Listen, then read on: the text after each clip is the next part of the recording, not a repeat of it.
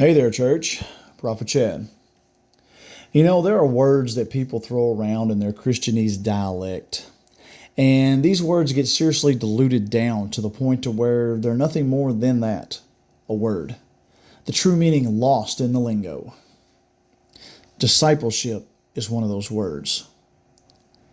Biblically, discipline isn't about punishment. It's about training, correction, and shaping your life into what God intends. It comes from a place of relationship, not rejection. When God disciplines, He's not trying to control you. He's developing you, cutting away what doesn't belong and building what does. It's intentional.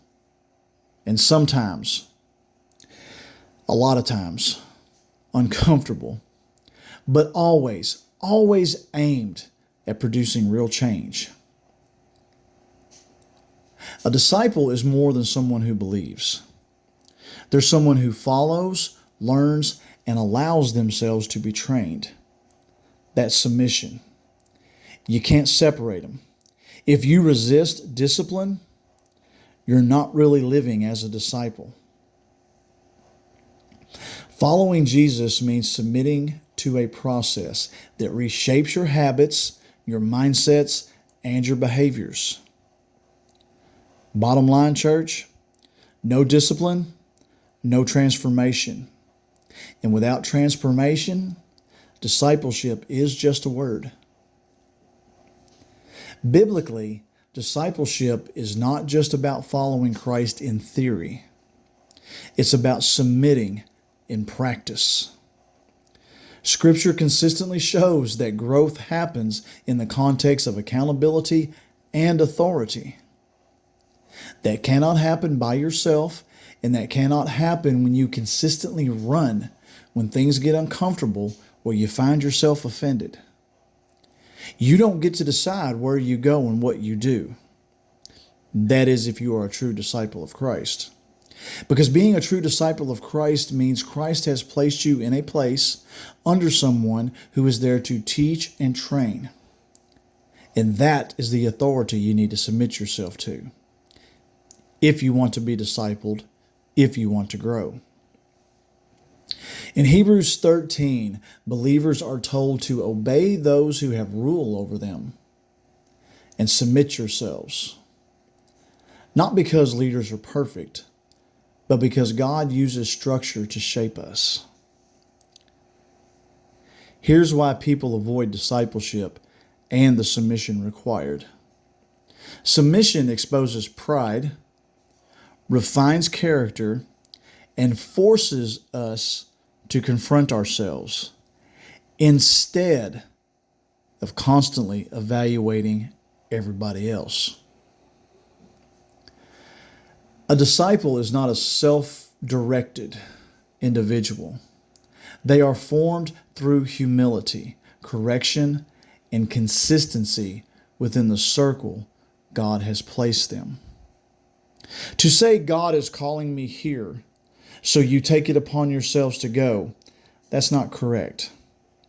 That is you following your own ego, your own will, and your own feelings. Yes, being a disciple means you get permission. Running every time something feels uncomfortable or when emotions get bruised is not discipleship, church. It's avoidance. Growth requires friction. In James chapter 1, trials are described as the very thing that produces maturity, not something that you escape. When people constantly move, detach, or isolate themselves, they cut off the very process God uses to transform them. That kind of instability breeds division, not depth, and most definitely not growth or maturity. Staying true to who God placed you with, through discomfort, through correction, and even through offense. That is where real transformation happens. Leaving too quickly doesn't protect you. It prevents you from becoming who you were called to be. So run if you will. But as I've asked before, where are you going? Now, can you go wherever you want? Yes. Can you ignore whoever you want? Yes. But if you are put in a place and God has placed people in your life to help you grow, and you make a choice for whatever reason, but if you make that choice to leave those individuals, was it God? Or was it just you borrowing His voice? Because you are running, because your feelings are hurt, or you got exposed, or you got your toes stepped on, whatever it is, you are running from the process. You let your feelings get hurt. There was a misunderstanding. I don't know. Maybe they did say what they said. Maybe they did do what they did. So what? You don't leave, you don't quit, and you don't move on. Guess what, church? If you want to be a disciple, you don't get to make that call. Here's some good news for those of you who are unsubmitted. Here's the good news for those of you who are unwilling.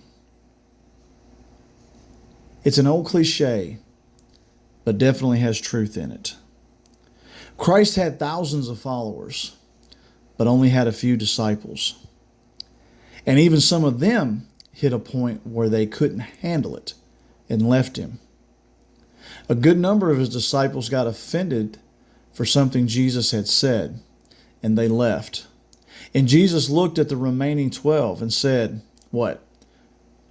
Are you going to leave too?" Then one of them said, "Where would we go, Lord? You have the words of life." In other words, church, they knew, even though they didn't understand, or maybe they'd get their feelings hurt, they understood where their growth came from, so they stayed.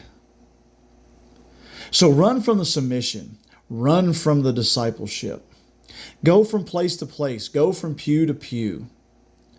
But one thing I can tell you is this: you will see and deal and feel the same things everywhere you go until you deal with what God has put in front of you.